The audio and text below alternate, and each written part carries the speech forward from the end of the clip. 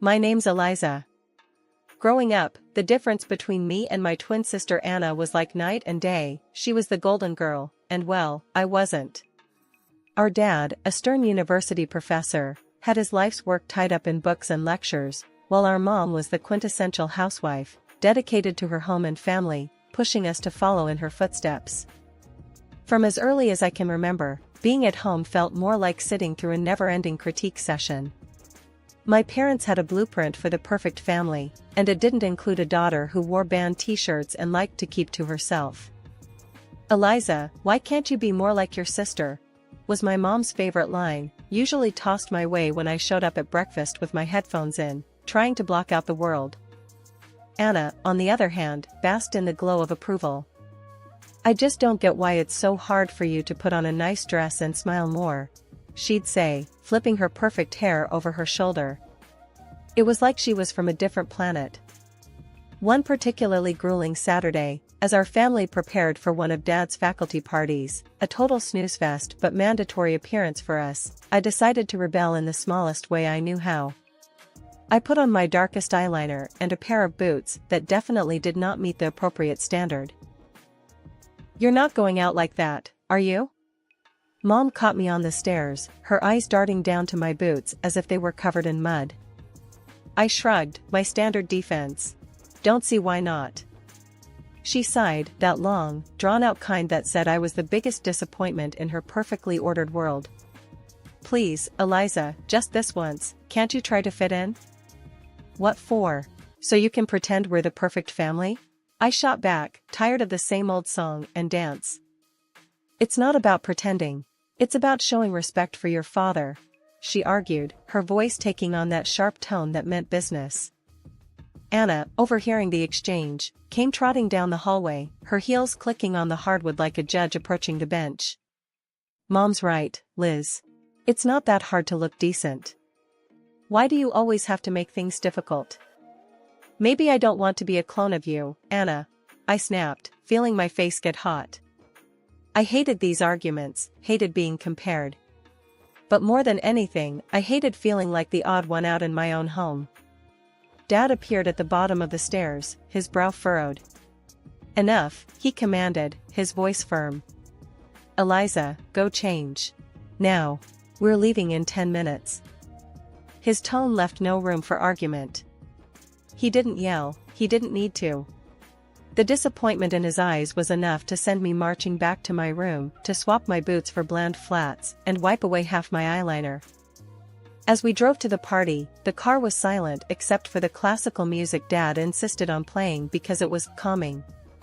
I stared out the window, the trees blurring past. In that moment, I promised myself, someday I'd live a life where no one could tell me what to wear, how to act, or who to be. Someday, I'd be free from the echo of these expectations. My room was the only corner of the house where I could pretend I was somewhere else, anywhere else. Unlike the rest of the house, which was filled with my parents' choices, my room was mine. It wasn't much, just 4 walls covered in sketches and music posters, but it was my escape from the reality of my family's expectations. One evening, as I was trying to lose myself in a playlist of my favorite bands, Dad knocked and marched into my room, his face set in a familiar frown.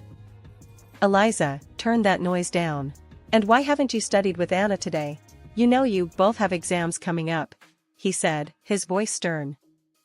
I pulled out one earbud and looked up at him, trying to keep my voice even. "I've been studying, just not with Anna. I learn better on my own." Dad shook his head, clearly not buying it. "You know the rules. Your sister gets good grades, and you should be doing the same. I don't see why you always have to make things difficult." "It's not about making things difficult," I said, my frustration growing. "I just don't see why I have to follow Anna's way of doing everything. Can't I have my own way of studying?"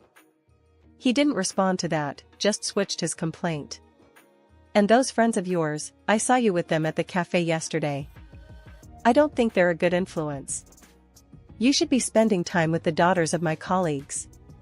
They're more suitable." I felt my temper rise. "Suitable for what? For you?" Because they talk about economics and pretend to enjoy those boring university gatherings? Before he could answer, Mom appeared at the doorway, her voice sharp as she joined in. Eliza, your father is right. Those girls are from good families. They know how to behave. They're the kind of friends you should want. I stood up, facing both of them. What if I don't want friends who are picked for me? What if I want to choose my own friends, choose what I study, or even what I want to be? That's enough, Eliza, Mom said, her tone final. You know your future is with the university. Your father has made sure of that. And after you graduate, you'll need to start thinking about settling down. We've already discussed this. Settling down. The words hung in the air like a life sentence. You mean, start thinking about being someone's wife? Like Anna? Is that all you think I'm meant for? Mom's face softened slightly, but her voice remained firm. We want what's best for you. Following the path we've set out will give you a good life. A good life, I repeated, the irony bitter in my mouth. Is it a good life if it's someone else's idea of good? No one answered that. They didn't need to. We all knew there was no point in arguing. They had their plans, and they expected me to fall in line, just like Anna. Anna and I were like two sides of the same coin, always together, but never on the same page. At university, where Dad taught, the differences between us grew even more obvious. She was into business management, the golden child, always nodding along in lectures, asking smart questions that made professors nod appreciatively. Me? I was stuck in the same program, but it felt like wearing a shoe on the wrong foot, awkward, uncomfortable, and just plain wrong. One afternoon, as I trudged through a mountain of textbooks in the library, Anna breezed in, her notes organized, her smile ready. Hey, Liz, you coming to the study group tonight? Professor Hall mentioned he's dropping by, could be good for us to show face, she said, her tone light but insistent. I glanced up, feeling the weight of her expectations. Nah, I don't think so. Those things aren't really my scene, you know? She frowned, placing her books down with a thud that matched her disapproval. It's not about it being your scene, Liz. It's about making the right impressions. You need to start taking this seriously. We're graduating soon. I shrugged, turning back to my notes. I am taking it seriously, just not in a way that makes me miserable. Why bother pretending? Because, Liz, sometimes you have to play the game to get ahead. You think I like all of this? She gestured around at her perfectly tabbed textbooks and color-coded notes. It's not about liking, it's about doing what's necessary. I shook my head, pushing back my chair with a scrape. Well, maybe I'm tired of doing what's necessary according to everyone else. Did you ever think of that? Her voice softened, but her eyes were steel. Liz, I'm just trying to look out for you. Dad's not going to be around to sort things out forever. What are you going to do if you keep alienating everyone? Maybe I'll figure it out on my own. Maybe I don't need to follow Dad's roadmap or yours. I shot back, feeling a surge of defiance. Anna sighed, her frustration clear. You're so stubborn. Just try, okay? For me, if not for yourself. Show up tonight, talk to Professor Hall. It won't kill you. I looked at her, really looked at her, and saw not just my annoyingly perfect sister, but someone who actually cared, in her own way. Fine, I'll think about it, I conceded, not ready to promise more. Thank you, she said, her smile returning. It's not that bad, you know. You might even like it if you gave it a chance. Doubt it, I muttered, but I knew I'd lost this round. For Anna, I'd show up, sit through another boring discussion, and nod at the right times. It was just a few hours, I told myself. How bad could it be? As it turned out, not as bad as I thought. Professor Hall was surprisingly interesting when he wasn't lecturing from a podium. I even asked a question, which earned a shocked but pleased look from Anna. Later, as we walked back to our dorm, Anna nudged me. See, not so terrible, right? That fragile piece didn't last long, however. In our last year, Anna introduced us to her fiancé, a lawyer 10 years her senior, already well established and exactly what our parents dreamed of. Mom and Dad were over the moon, praising Anna for making such a smart match, and immediately turned their expectant eyes on me. "Now, Eliza, it's your turn to find someone suitable," Dad said one evening over dinner, his tone implying that my time was running out. Mom nodded enthusiastically, already planning out my life as if it were another one of her well-organized home projects. "Think about your future, dear. Someone who can provide for you, who has a good standing." I remember staring at my plate, feeling the walls close in.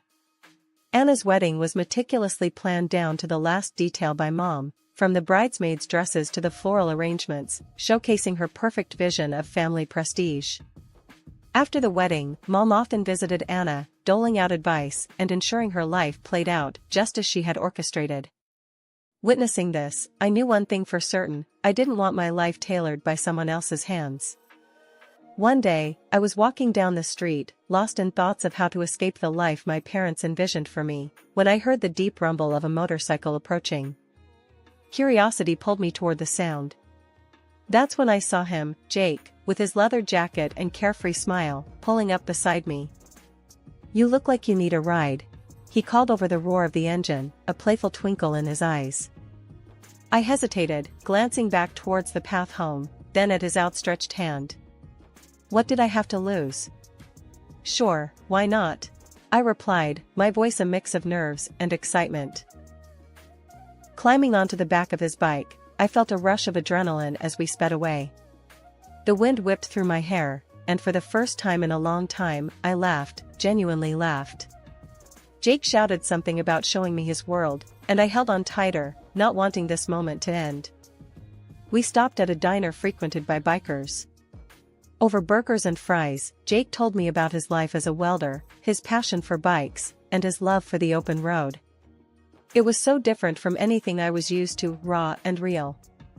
"Don't you get scared, living like this?" I asked, my voice barely above the clatter of plates and chatter around us. "Scared? Nah, it's thrilling. You never know what's around the corner. Isn't that better than having everything planned out for you?" he replied, his eyes lighting up with each word. Over the next few weeks, we met secretly. Each ride on Jake's motorcycle pulled me further from the life I was supposed to live and closer to the life I wanted. The speed, the adventure, it wasn't just about the thrill. It was about feeling alive, feeling free. One evening, as we watched the sunset from a secluded overlook, Jake turned to me. "Eliza, I don't just ride to escape. I ride to feel alive, to make every moment count. With you, every moment feels like it's worth something." I leaned into him, my heart beating fast. "I've never felt like this before. You make me feel free, Jake." He smiled, pulling me closer. "Then let's not go back to just existing. Let's live." 6 months with Jake felt like a lifetime of moments I'd always dreamed of. The day he proposed, under the stars with the gentle rumble of his bike in the background, my heart screamed a yes, before my mouth could form the word. It was perfect, except for one looming hurdle: my parents. I wrestled with the fear of introducing Jake to them. He was everything they disapproved of: his rough edges, his wild spirit, his simple yet content life as a welder. But love bolstered my courage, and I decided it was time they knew. The day I brought Jake home, he was clad in his usual, a leather vest, black t-shirt, ripped jeans, and a bandana.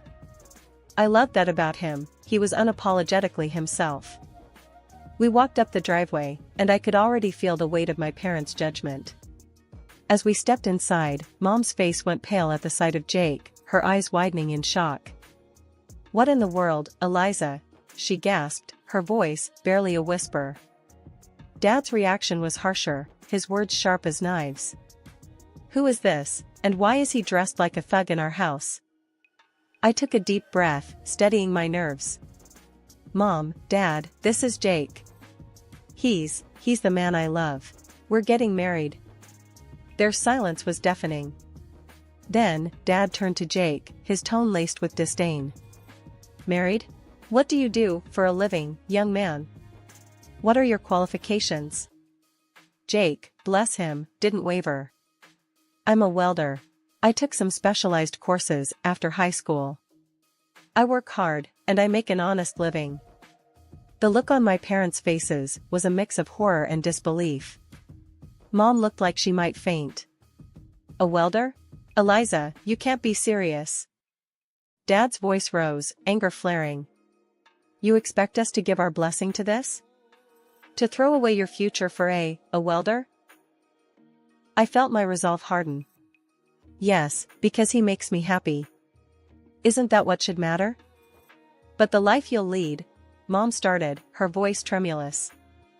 Will be the life I choose, I shot back, my own voice gaining strength. Dad shook his head, his decision clear. We cannot and will not support this. If you choose him, don't expect to be a part of this family. The finality in his tone broke my heart, but not my decision. Jake squeezed my hand, giving me the strength to face them. Then I choose Jake. I choose us. I choose my happiness. Mom's eyes filled with tears, and Dad's jaw clenched tight. If you walk out with him, don't bother coming back, Dad said, his voice cold. Walking away from my parents' house with Jake, my heart was a mess of emotions, pain, relief, excitement, and fear all mixed into one. The night air felt different, like each breath I took was a step further into a new life. We rode in silence for a while, the only sound the steady roar of the motorcycle beneath us. When we finally stopped at a small diner on the outskirts of town, Jake turned to me, his face serious. You sure about this, Eliza? I mean, really sure? There's no going back after tonight, he said, his eyes searching mine for any hint of doubt. I nodded, squeezing his hand tightly. I've never been more sure of anything. Being with you, this feels right. It feels like what I'm supposed to do. He smiled, that reckless, charming smile that had won me over the first day we met. All right, then. Let's do it. Let's start our life together. Inside the diner, we found a quiet booth in the corner. The waitress brought over 2 coffees without asking, and we sat there, planning our next steps. So, what's first? I asked, stirring cream into my coffee, watching it swirl and blend. We'll need to find a place to stay, at least for a while. Then, maybe look for jobs. I have some buddies who can help us get started, Jake replied, his tone practical, but optimistic. It's going to be tough, isn't it? I said, more a statement than a question. The reality of what we were doing was beginning to sink in. Jake reached across the table, his hand covering mine. It might be, but we'll handle it together. Tough is nothing new for either of us, right? I couldn't help but laugh, a short, sharp burst of genuine amusement. Right. Together. We spent hours in that diner, talking and planning. Every so often, Jake would throw out an idea that sounded so wild, so free, that it made my heart jump. And maybe one day, we'll save enough to take that road trip across the country, just you, me, and the open road. I'd like that, I said, allowing myself to dream bigger than I had ever dared. Riding back into the city, we began our search. The next weeks were a blur of activity. We found a small apartment on the edge of town, nothing fancy, but it was ours. Jake found work at a local garage, and I picked up shifts at a nearby diner. Life was hard, but it was ours. We made do with what we had, and every night when we came home to each other, it felt like we had everything. Months later, we decided it was time to make it official and got married in a small, intimate ceremony. I held on to a sliver of hope that my family would show up, that they would see how happy I was and let go of their prejudices. But the chairs reserved for them remained empty, and no congratulatory messages came. Despite the sting of their absence, the day was perfect because it was ours. Over time, I grew incredibly close to Jake's mom. She welcomed me with open arms, calling me her daughter, filling in the gaps left by my own family. Her warmth and acceptance healed some of the wounds left by my parents' rejection. Things were finally looking up for Jake and me. After he completed additional diving training and became a certified underwater welder, his income shot up to $150,000 a year. That change made a world of difference. We managed to buy a townhouse in a nice area, the kind of place I'd always daydreamed about but never thought I'd actually live in. I started working as a dispatcher in Jake's company. It wasn't just a job, it felt like I was part of something important, supporting the man I loved and building our future together. On weekends, we'd escape the city on his bike, roaring through winding roads and taking in breathtaking views of nature. Those moments, with the wind in my hair and his warmth against my back, were pure bliss. Living nearby, my mother-in-law became a frequent visitor. One such afternoon, while Jake was tinkering in the garage and I was fixing us some coffee, she arrived looking a bit troubled. "There's been some ugly news," she said as she settled down at the kitchen table. "Something about a professor at the university involved in a harassment scandal." My heart skipped a beat. "Oh? Did they say who it was?" I tried to keep my voice steady, dreading the answer. She shook her head. "No, they didn't mention a name on the radio, but you know how these things go. It's probably all over the TV by now." Nodding, I flicked on the television, tuning into the news. Sure enough, there was a report on the scandal, and as I had feared, my father's face appeared on the screen. The anchor detailed accusations against him, and I felt a cold wave of disbelief wash over me. Turning off the TV, I sat down heavily, trying to process the news. Jake came in, wiping his hands on a rag, and saw my face. "What's wrong, babe?"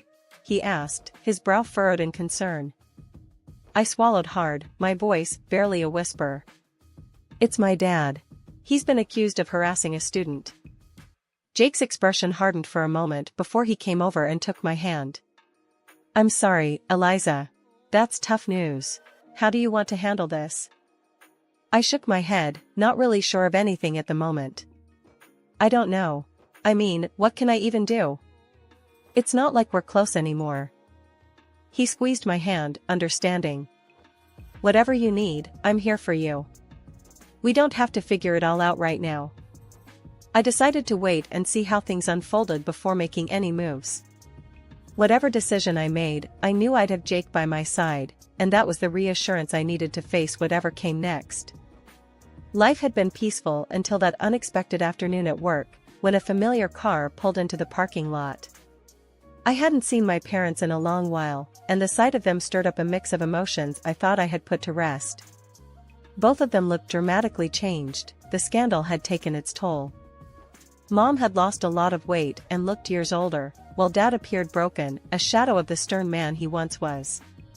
My mother spotted me and rushed over, arms open as if nothing had happened, as if years of distance and disapproval could be bridged in an instant. But I couldn't embrace her, not now. Instead, I stepped back and took Jake's hand, looking for strength in his presence. "Eliza, it was so hard to find you," Mom said, her voice cracking with emotion. Dad, ever the gruff one, cut to the chase, his voice harsh and bitter. "I was accused unfairly, you know. I went to your sister's husband for help, but that bloodsucker wanted a fortune. Your sister sided with him, and now they've kicked us out. We need your help." I stared at them, disbelief and anger swirling inside me. "Help? After all these years, you show up and demand help? We have nowhere else to go." Mom's voice was desperate. "They've disowned us too. We thought, maybe we could stay with you." I almost laughed at the absurdity. "Stay with me? After you disowned me? You made it clear I wasn't your daughter anymore." Dad's face turned red, his old temper flaring up. "You owe us, Eliza, after all we've done for you." "That's where you're wrong," I interrupted, feeling Jake squeeze my hand in support. "I don't owe you anything. You threw me out because I chose my happiness over your demands. And now you want what? To just move in and pretend like we're a family?" The situation was spiraling, and I could see people watching, a crowd beginning to form. Mom started to cry, her sobs loud and attracting even more attention. "You're being ungrateful, after everything we've done for you," she accused through her tears. I took a deep breath, my decision clear. "No, Mom. I'm not ungrateful. I'm free. And happy." You made your choices, and now you have to live with them. As we walked away, I heard my dad yelling, but Jake leaned over and quietly told the security team, "Don't let them come here again." The following months flew by, filled with love and peace. We welcomed a son, a new beginning in our growing family. My parents never came back. That day in the parking lot was the last I saw of them, and while part of me grieved for what could have been, I knew I had made the right choice for me and for my family.